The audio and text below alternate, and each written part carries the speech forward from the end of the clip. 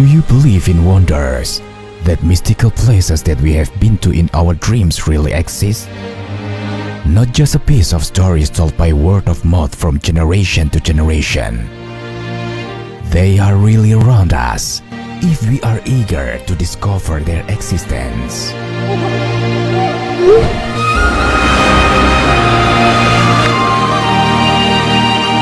Hereby I present Majestic Larantuka.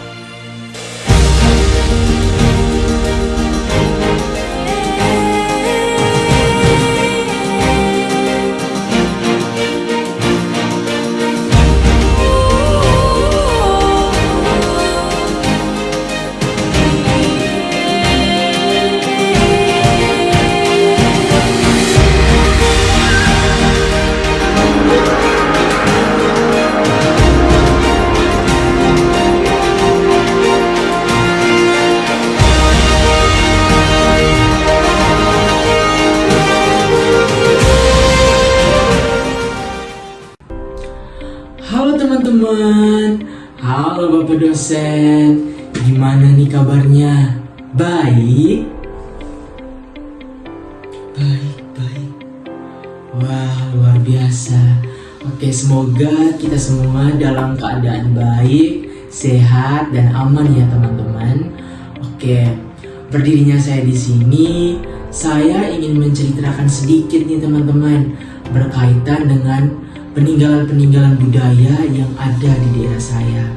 Oke teman-teman, sebelum saya masuk lebih dalam, sebelum saya menceritakan lebih dalam berkaitan dengan budaya apa saja yang ada di daerah saya, alangkah baik saya memperkenalkan diri terlebih dahulu ya. Karena ada satu pepatah yang mengatakan bahwa tak kenal maka tak sayang. Oleh karena itu, izinkan saya untuk memperkenalkan nama saya agar teman-teman dapat menyayangi saya. Oke teman-teman, kenalin, nama saya Simon Krisantus Musyotobi. Teman-teman bisa menyapa saya dengan dua sapaan. Yang pertama itu Rizky dan yang kedua itu Simon. Nah, untuk sapaan Rizky itu sapaan di luar kampus. Nah, dan sapaan Simon itu adalah sapaan di dalam kampus. Oke teman-teman, sekarang saya sedang melanjutkan studi saya di Yogyakarta, lebih tepatnya di salah satu sekolah yang bisa dibilang terbaik lah teman-teman untuk prodi ilmu pemerintahannya, yaitu Sekolah Tinggi Pembangunan Masyarakat Desa APMD Yogyakarta dengan mengambil program studi ilmu pemerintahan.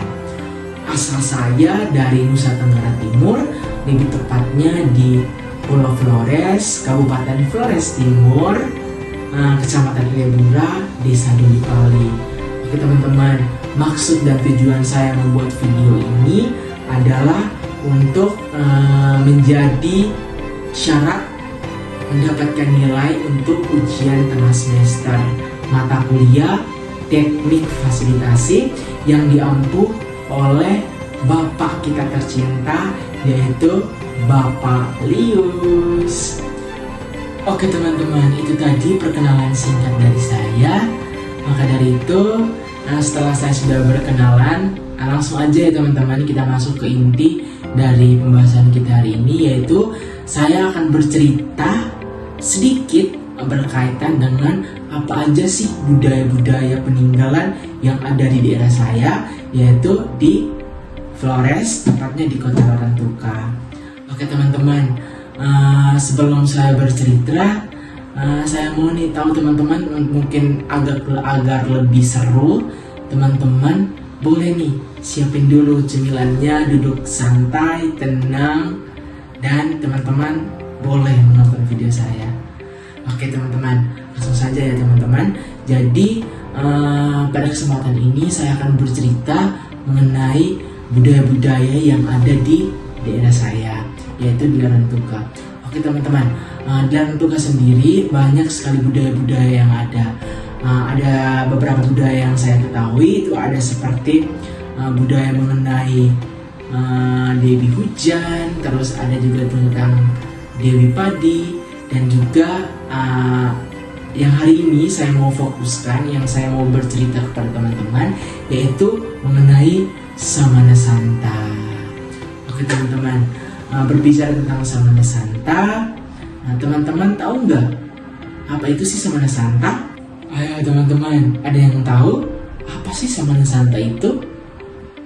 Mungkin teman-teman yang ada di sini beberapa sudah tahu apa sih Samana Santa, ataupun teman-teman sudah pernah ikut Samana Santa itu sendiri.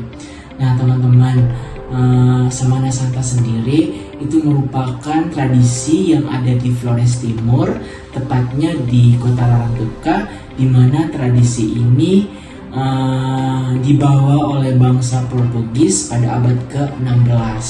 Nah teman-teman, pada abad ke-16 tersebut itu bangsa Portugis itu datang ke Indonesia. Nah bangsa Portugis sendiri datang untuk menyebarkan agama Katolik dan juga mencari rempah-rempah teman-teman. Tetapi tidak hanya menyebarkan agama Katolik, bangsa Portugis juga datang dan memperkenalkan devosi-devosi yang ada. Nah ada dua devosi yang terkenal sampai sekarang ini, yaitu devosi tentang Bunda Maria dan devosi tentang Tuhan Yesus Kristus. Oke teman-teman, berbicara tentang Samana Santa ini juga, ini merupakan ritual atau tradisi yang dilakukan oleh warga masyarakat di Flores Timur untuk menyambut pekan suci dalam agama Katolik. Nah teman-teman pasti tahu kan pekan suci itu apa aja atau mulai dari mana? Teman-teman Katolik pasti tahu. Nah pekan suci itu dimulai dari Minggu Palma, terus hari Senin, hari Selasa, terus masuk ke hari Rabu, itu Rabu Trewa, terus di Kamis Putih, terus puncak dari Samana Santa itu berada pada Jumat Agung teman-teman, yaitu pada kisah sengsara Yesus Kristus, yaitu Yesus wafat pada Jumat Agung. Nah pada Jumat Agung ini juga menjadi puncak dari Samana Santa. Nah setelah hari Jumat, Samana Santa terus berlangsung pada hari melangsungkan kegiatan selanjutnya itu di hari Minggu, Sabtu Santo, dan juga dan terakhirnya itu pada hari Minggu Paskah, yaitu merayakan kemenangan, yaitu Yesus bangkit. Oke teman-teman, berbicara tentang Samana Santa, tadi sudah saya sempat singgung bahwa Samana Santa itu dibawa oleh bangsa Portugis untuk datang ke Indonesia. Nah teman-teman, Samana Santa sendiri itu tidak hanya dikenal sebagai tradisi peninggalan dari bangsa Portugis, tetapi ini merupakan tradisi yang sudah menjadi kebanggaan untuk warga masyarakat yang ada di Flores Timur dan juga sekitarnya teman-teman. Untuk Samana Santa sendiri ini tidak hanya dilakukan di Larantuka teman-teman. Ya teman-teman ya, jadi Samana Santa ini tidak hanya dilakukan di Larantuka, tetapi Samana Santa ini itu dirayakan oleh seluruh umat Katolik, tetapi lebih tepatnya tuh di sekitaran Nusa Tenggara Timur teman-teman. Jadi mereka juga merayakan acara serupa seperti Samana Santa, tetapi dengan tradisi yang berbeda, jadi dengan cara yang berbeda teman-teman.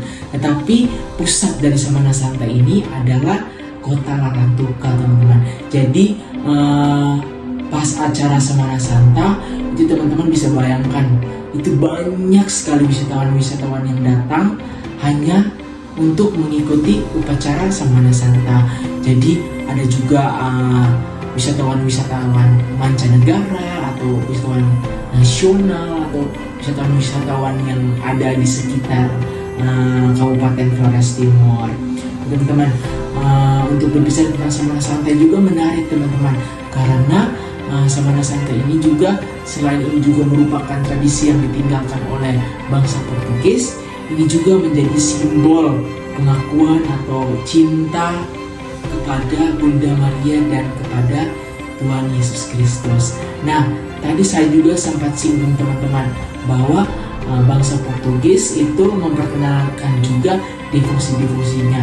Nah, devosi-devosi yang ditinggalkan oleh bangsa Portugis yaitu ada dua teman-teman. Jadi ada yang pertama itu patung Bunda Maria atau yang dapat dikenal dengan patung Tuana, dan patung Tuhan Yesus Kristus itu dikenal dengan patung Tuang Ana. Oke teman-teman, berbicara tentang Samana Santa juga, Samana Santa ini itu kegiatan-kegiatannya itu 1 minggu berturut-turut teman-teman. Jadi selama pekan suci itu Samana Santa itu berlangsung. Di mana nanti Samana Santa itu mereka mengarahkan patung Bunda Maria teman-teman. Jadi patung Bunda Maria dan patung Tuan Ma. Jadi ada kapel-kapelnya teman-teman. Jadi patung Bunda Maria atau patung Tuan Ma itu ada kapelnya. Terus patung Tuhan Yesus Kristus atau patung Tuan Ana juga ada kapelnya sendiri. Nah, yang pertama itu sebelum perarakan patung itu ada prosesi cium. Jadi cium kaki atau cium kaki patung Tuan Ana dan patung Tuan Ma. Nah, di situ itu warga masyarakat itu berbondong-bondong untuk menuju ke kapel.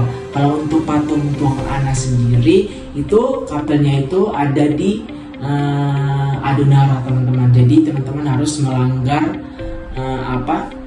laut terlebih dahulu untuk berkunjung ke kapel Tuan Ana. Sedangkan kalau Tuan Ma itu ada di kotanya.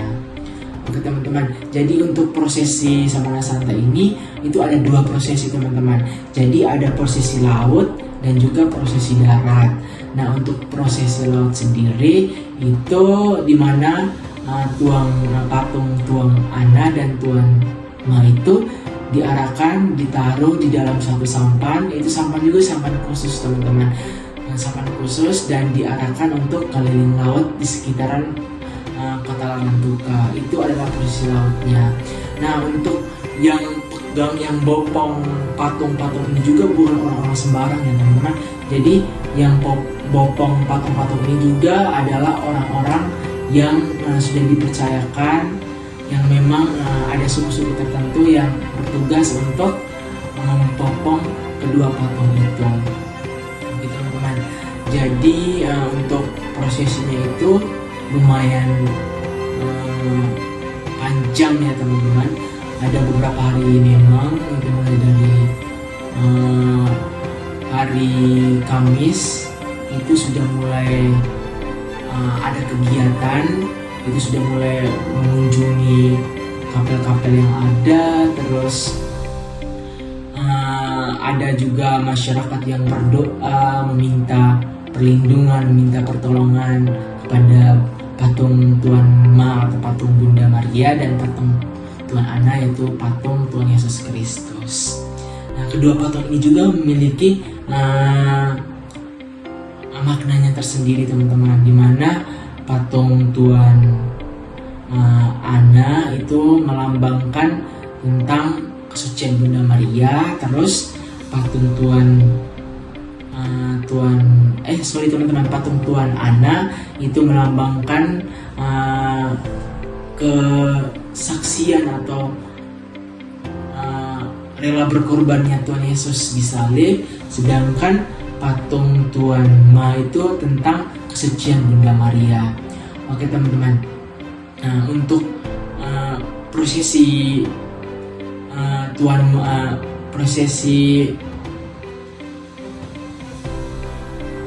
kegiatan ini itu dilakukan mengelilingi kota Larantuka teman-teman. Kan tadi saya sudah sempat jelaskan bahwa sebelum ada prosesi untuk mengelilingi kota Larantuka itu ada prosesi laut. Jadi itu semua warga masyarakat itu berbondong-bondong untuk mengikuti prosesi ini. Jadi mereka naik sampan terus bersama untuk mengelilingi laut-laut di sekitaran kota Larantuka teman-teman. Sedangkan untuk malamnya itu ada prosesi darat, itu dimana semua warga masyarakat berkumpul. Terus ada petugas-petugas ya teman-teman, tadi sudah sampaikan bahwa ada petugas-petugas yang bopong ya patung Tuan Ma dan patung Bunda Maria. Tuan Ma itu patung Bunda Maria dan patung Tuan Ana itu disimpan dalam satu peti teman-teman. Teman-teman, jadi setelah semua orang berkumpul, mereka mulai menyalakan lilin-lilin. Jadi untuk prosesinya itu semua warga masyarakat tuh memegang lilin teman-teman. memegang lilin, dan mereka mulai berjalan mengelilingi kota Larantuka teman-teman. Dengan di belakangnya tuh ada petugas-petugas yang membopong patung Tuan Ma dan Tuan Ana. Oke teman-teman, jadi prosesinya itu berjalan sangat khusyuk, dimana setiap perjalanan itu diiringi dengan lagu-lagu Latin, terus diiringi dengan doa-doa juga, doa kepada Bunda Maria, doa kepada Tuhan Yesus. Pokoknya benar-benar khusyuk teman-teman. Pokoknya mereka itu perjalanannya itu mengelilingi kota Larantuka, dan pusatnya itu dan puncaknya itu mereka akan singgah ke gereja Katedral Reina Losari Larantuka. Nah, di situ menjadi titik terakhir dari prosesi teman-teman. Oke mungkin teman-teman, kalau berkaitan dengan prosesi itu prosesi tentang Samana Santa itu tentang begitu aja teman-teman. Jadi pokoknya secara umum Samana Santa itu merupakan tradisi umat Katolik yang dimana tradisi-tradisi itu menjadi kebanggaan teman-teman sampai sekarang ini bagi umat Katolik yang ada di Flores Timur. Karena dengan tradisi ini mereka dapat lebih menghormati Tuhan Yesus dan Bunda Maria. Teman-teman, selain berbicara tentang Samana Santa, ada juga teman-teman banyak banget tradisi-tradisi atau budaya-budaya yang ditinggalkan. Nah, ya salah satunya yaitu tentang Dewi Hujan dan Dewi Padi teman-teman.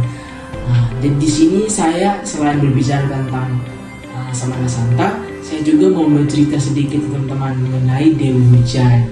Nah, Dewi Hujan ini sendiri itu merupakan suatu cerita dari desa saya, desa kelahiran saya, tempat di mana bapak saya dilahirkan itu adalah desa Riangkaha. Nah, teman-teman, di situ ada satu cerita yang bercerita tentang Dewi Hujan, dan sampai sekarang itu masyarakat di sana masih mempercayainya dan masih melakukan ritual tersebut teman-teman. Jadi ritual Dewi Hujan ini sendiri adalah suatu ritual yang dilakukan oleh warga masyarakat di sana untuk meminta hujan kepada Dewi Hujan yang dipercaya sebagai Dewi Hujan. Itu ada satu patung itu ditemukan di bambu teman-teman. Jadi mungkin saya bisa secara sekilas ya teman-teman. Balik lagi, itu pada waktu itu ada dua orang pemuda, yaitu ada suku Temu dan suku Kedang teman-teman. Jadi mereka itu sedang bertani teman-teman, sedang bertani di daerah di bawah kaki gunung Lotobi teman-teman. Mungkin teman-teman tahu Gunung Lotobi yang sekarang lagi erupsi. Nah, desa saya itu berada pas memang posisinya di bawah kaki gunung. Nah, pada waktu itu kedua pemuda ini itu sedang berkebun teman-teman. Dan setelah mereka lagi berkebun, mereka berdua mendengar ada tangisan bayi. Ada tangisan bayi di semak-semak teman-teman. Jadi tepatnya itu di semak-semak bambu. Nah, terus si pemuda yang suku Temu ini, dia itu kepo, apa sih yang menangis itu?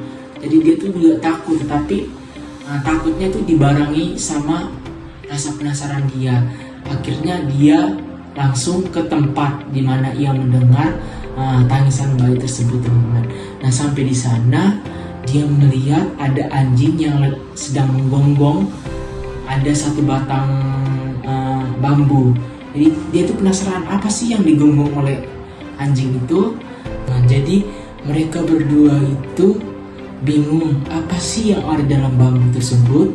Jadi si suku pemuda yang suku Temu itu penasaran, tetapi pemuda yang suku Kedang ini kayak malahnya takut teman-teman.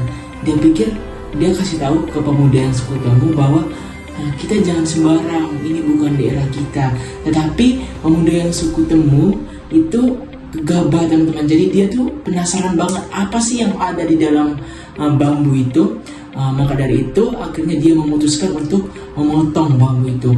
Nah teman-teman, setelah dia memotong bambu itu, di dalam bambu itu ada satu patung, yaitu patung yang sedang dalam posisi sedang menyusui anak.